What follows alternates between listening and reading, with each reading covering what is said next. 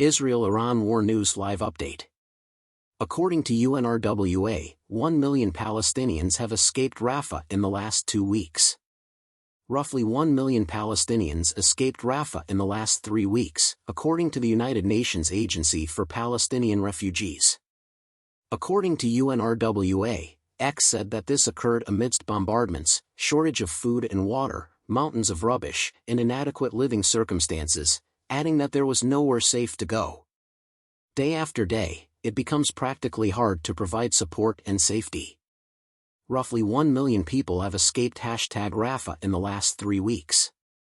Amidst bombardments, food and water shortages, mountains of garbage, and unfit living conditions, this occurred with nowhere safe to flee. World Health Organization issues cautionary notice regarding medical evacuations from Gaza.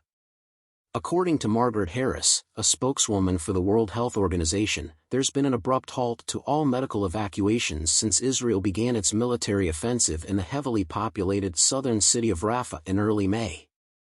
More individuals will die while waiting for care, according to Ms. Harris's warning about the cutoff.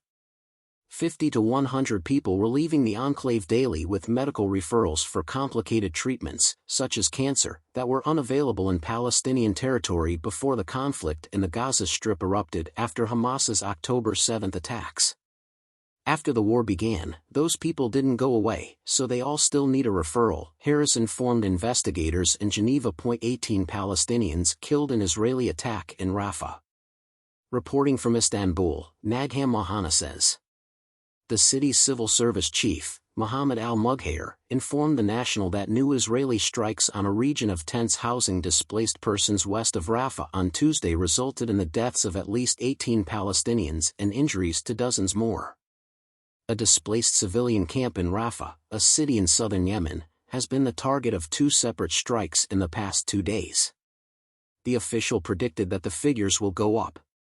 Tragic incident at Rafah's Kuwait hospital results in the closure of the facility, according to reports from Nada al-Tahir and Nagham Mohana.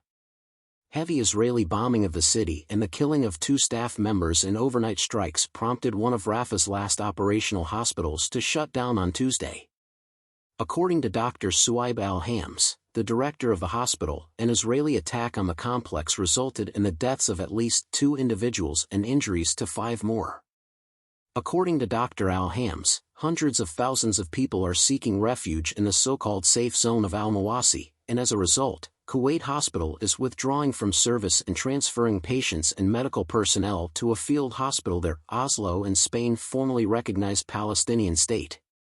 On Tuesday, Norway declared it was a special day since it had recognized a Palestinian state.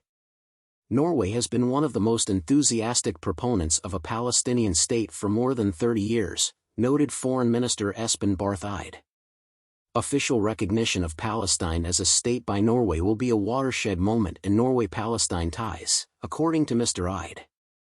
He expressed his dismay at the lack of constructive commitment from the Israeli administration toward a 2-state solution. Additionally, Spain's cabinet officially accepted a Palestinian state.